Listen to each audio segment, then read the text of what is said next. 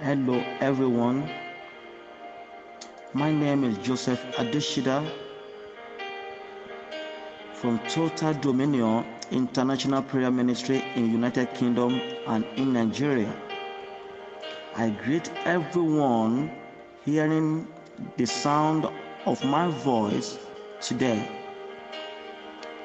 I pray in the name that is above every other name, that the Lord will touch you, the Lord will heal you, the Lord will deliver you, and your life shall never remain the same. In the mighty name of the Lord Jesus Christ, our Lord. Today, I want to quickly take you to the Word of God. And I know your life will never remain the same. I want to share with you today the subject which I titled The Mercy of God.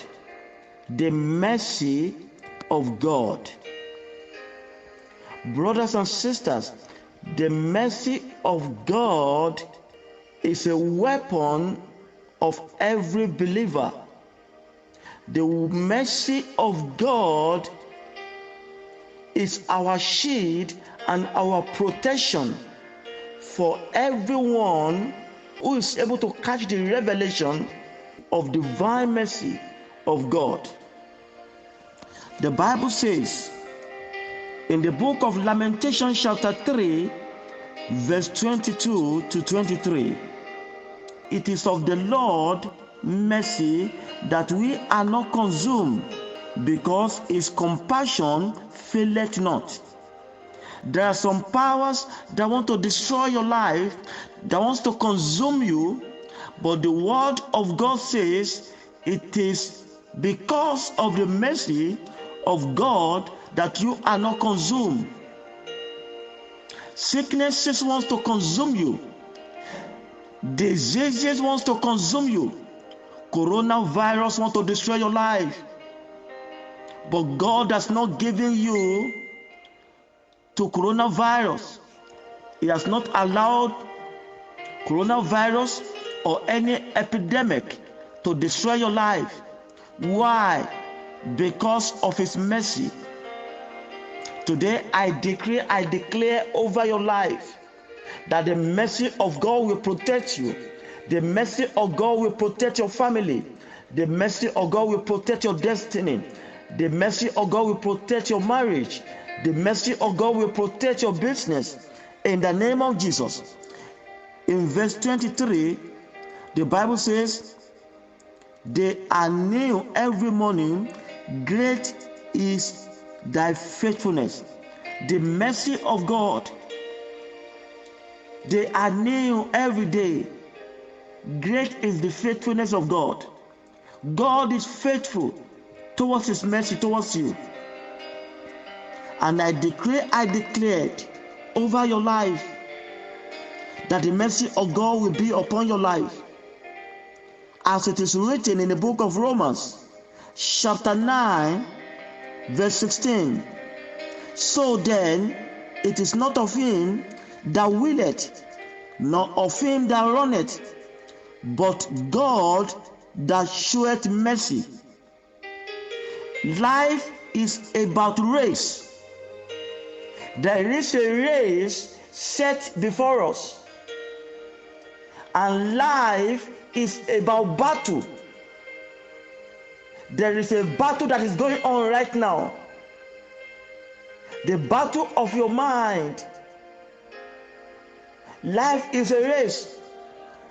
The word of God says in the book of 1 Corinthians chapter 9 verse 24 and 26, the Bible says, know ye not that they which run in a race run all, but one receiveth the prize.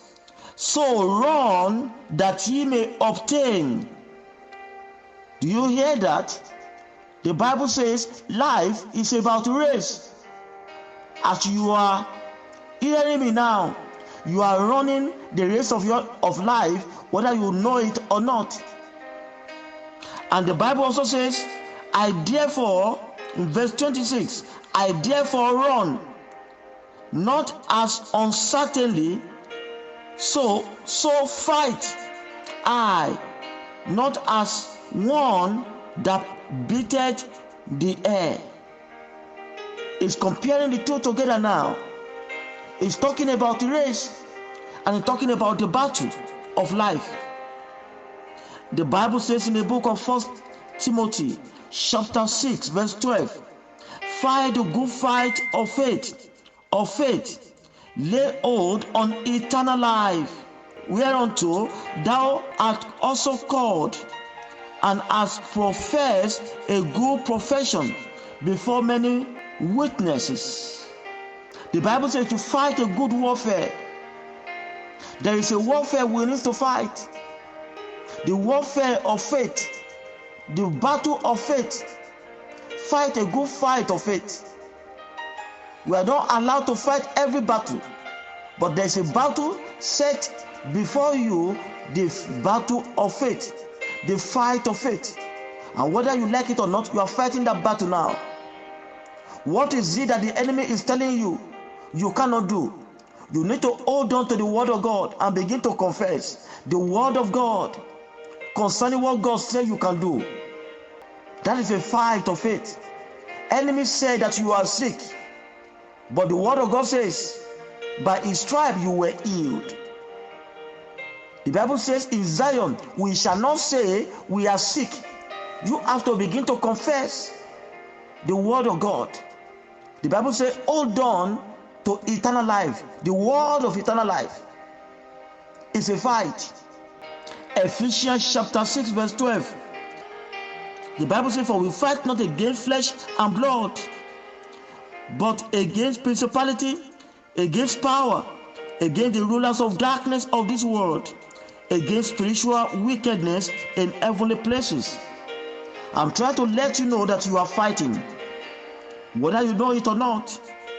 In the book of Ecclesiastes chapter 9 verse 11, the Bible says, I returned and I saw under the sun that the race, repeating it again, the race is not to the swift, nor the battle to the strong, because we are in a race and we are also fighting.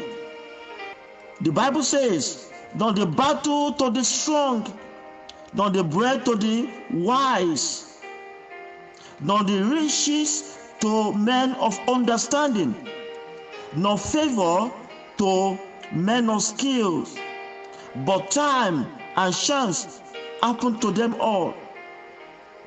Where he put time and chance, time and mercy, time and favor happen to them all. God wants to have mercy upon you. The book of Psalm 102 verse 13, the Bible says, then the Lord will arise and have mercy upon you, for the time to favor you has come, yea, the set time. God has a set time for your life. God wants to favor you, but you need the mercy of God. Where there is mercy, favor is inevitable. Where there is mercy, grace is inevitable. The mercy of God is our protection. According to the book of Lamentation, chapter 3, verse 22, it is of the Lord's mercy that we are not consumed. Enemy wants to consume you. Enemy wants to destroy your life. But the Bible says it is of the Lord that we are not consumed. Why? In the book of James, chapter 2, verse 3, the Bible says, for he shall have judgment without mercy, and mercy rejoiceth against judgment. Mercy rejoiced over judgment. Mercy triumphed over judgment. According to the book of Moses, according to the book of law, that anyone caught in adultery should be stoned to death. In the book of John chapter 8 from verse 1 to 8, there was a woman caught in adultery, and they brought the woman to Jesus Christ for him to destroy the woman, for him to give them a legal ground or permission to go and destroy the woman. But Jesus said to those people that came to accuse the woman, because Jesus Christ came with mercy, Jesus Christ came to show how merciful our God is. And Jesus said, if any of you has never done the same thing, you can take a stone and stone him to death. And Jesus Christ began to write on the ground, and all of them went. They ran away. And that was how the mercy of God protected the destiny of that lady. May the mercy of God protect you.